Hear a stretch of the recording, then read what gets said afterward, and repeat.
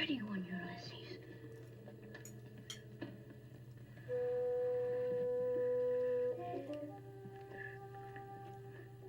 There it is. Hello BookTube, I'm Sean the Book Maniac. Welcome back to my channel.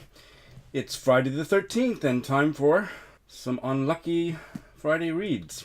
I feel a little sheepish about the 25-minute Friday reads from last week, so let's keep this one a little shorter and snappier, shall we? I want to talk about bales. I'm not really ready to talk about bales. I'm confused about how much emphasis to put on my bales, my DNFs, during my Friday reads or in general on BookTube. I don't know that I want people to weigh in on how you feel about me bailing on a lot of books. That's not really the issue for me. It's one of the things I love the most about my reading life is that I'm a big bailer. Almost bail on as many books as in a month as I read in a month. But I also haven't quite decided how to fit that into what I talk about on BookTube. So I had 3 bails this week, and that's all I'll say for now. And as a result, have started 3 new books that I'm enjoying far more than the ones I bailed upon. So life is beautiful. That's all I'll say about that. Short and snappy, short and snappy. One of the books I started this week is Maggie O'Farrell's The Vanishing Act of Esme Lennox. I'm not very far into it. Maybe second chapter, third chapter, or I don't even remember if there's chapter. There are chapters.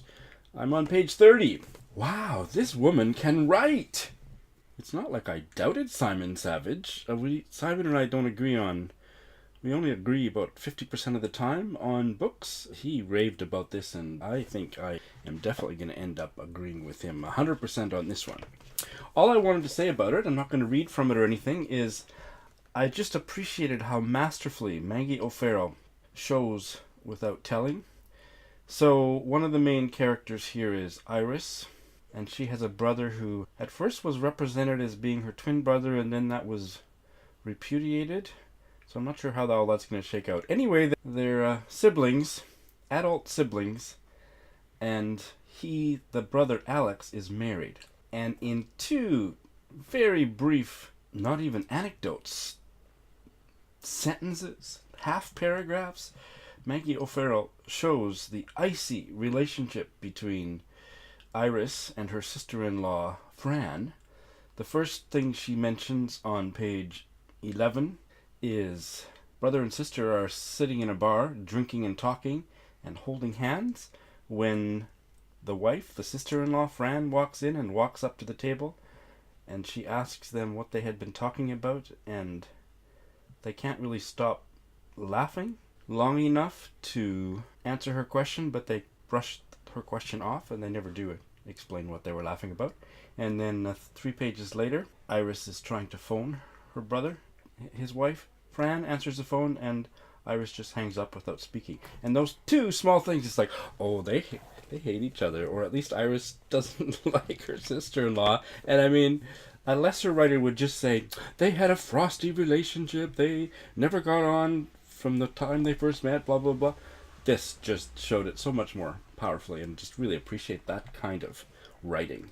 How's my time? Okay, still on the short and snappy side of things. One of the books I bailed on was the novel that started with the letter K, and so I've picked up now on ebook a book of poetry called Cumo Kanda, which is, sorry that I don't know the specific African language, but it means initiation in that language.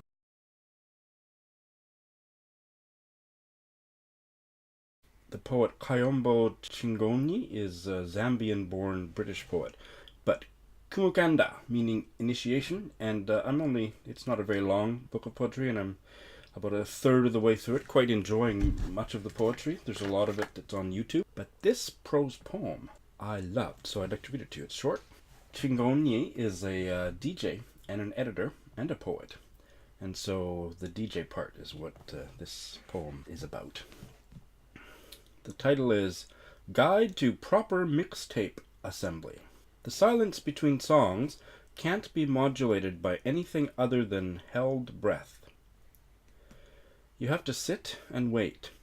Time the release of the pause button to the last 10th of a second so that the gap between each track is a smooth purr. a TDK or Memorex, your masterwork.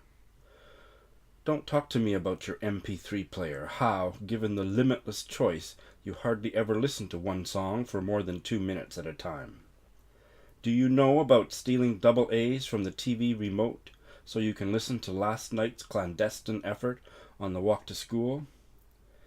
You say you love music. Have you suffered the loss of a cassette so gnarled by a tape deck's teeth it refuses to play the beat you've come to recognize by sound and not name? Have you carried that theme in your head these years in the faint hope you might know it when it finds you in a far-flung cafe as you stand to pay, frozen, and the barista has to ask if you're okay? I love that.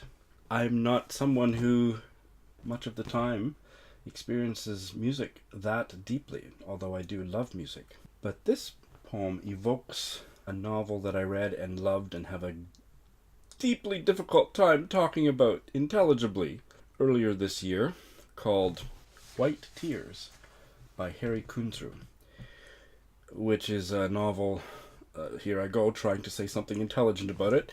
It's a novel about two white boys who remix old blues music from the American South, and then the story gets very Murakami-esque and fascinating in ways I do not have the language to discuss with you.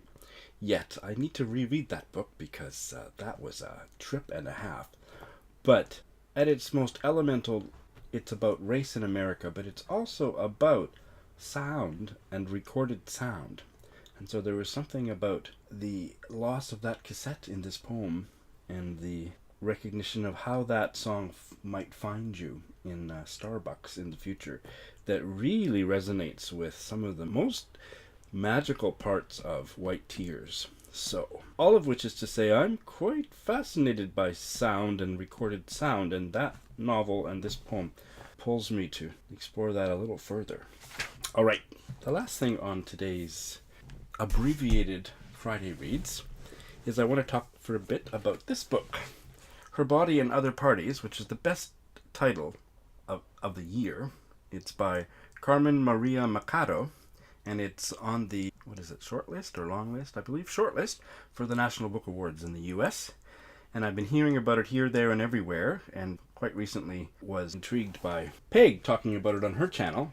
I don't believe she had started to read it when she was talking about it, but whatever she said about it really piqued my curiosity. So, last Friday, I went to the bookstore that has the best English language section in Tokyo. It's called Kinokuniya. I believe they even have a few abroad, maybe where you live, but it's a Japanese bookstore, and it's only a 5-minute train ride from my house. I met Kenji there. I haven't mentioned Kenji by name yet, but Kenji is the man I'm going to marry next year, and he and I went there to buy books for our friend for her birthday, which was last weekend. I chose two for my friend Electra, who's one of my subscribers. Hello, Electra. I chose 2 books off the Booker lists this year. I knew she would probably love the Ali Smith. She likes political themed fiction, and also the Arundhati Roy. But I also wanted to see if they had this book. So they did, and so I got it, but Kenji snatched it out of my hands before I could pay for it and said he wanted to give it to me as a present. So that's a nice memory. Last weekend was also the 3-year anniversary of me quitting smoking, so he said it was an anniversary present. Anyway, the writing here is just, I'm on maybe the 3rd or 4th story, and this is a really intense, beautiful collection of stories that are not quite realistic. There's elements of fable, fairy tale, and almost, I would say, sci-fi or something. I have to think about it and read more. And I don't usually do well with those kind of twists in my realistic fiction, but I'm really enjoying this so far, really enjoying it. And the first story so far is my favorite. It's called The Husband Stitch, and it's a takeoff on the urban legend, which I wasn't even aware of it until after I'd finished the story, but there's this urban legend about a woman who has a ribbon around her neck, and her boyfriend, who then becomes her husband, wants her to take it off, and she refuses to take it off. And so the story is about that, but it's one of the most wondrously, complicatedly, deeply erotic stories I've read in years. Powerfully erotic, dare I say, probing about sexuality in a relationship, and women's sexuality, and lesbian sexuality, and whoa!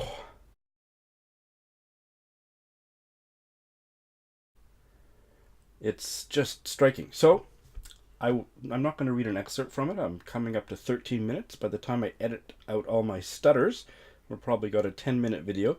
So I'll just end and say, check it out yourself. And I stumbled upon an essay called What I Don't Tell My Students About the Husband Stitch.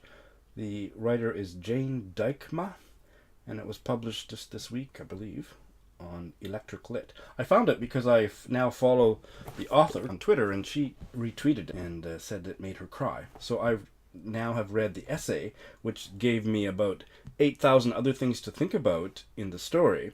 And I think if you're not sure whether this collection of short fiction is for you, you might want to start with the essay. The essay is a little bit spoilery, but it's also not a story that can be particularly spoiled. The only thing that I would say in the essay is she talks about some of the shorter folktale little vignettes that Mikado incorporates into the story, but if you think that's a spoiler, then don't start with the essay. But otherwise, the essay is fabulous too. I am really enjoying this, and this one I'm just kind of sneaking in to my reading schedule for the month because I couldn't resist. And the last thing I will say is this green ribbon, which is probably from the first story. It's raised, so I can't stop doing this. It's so lovely. All right, so I hope you're all having lovely Friday reads. Please tell me all about it in the comment section below. And hope you're having a lucky Friday. And 2, 1, 15 minutes. Have a great weekend.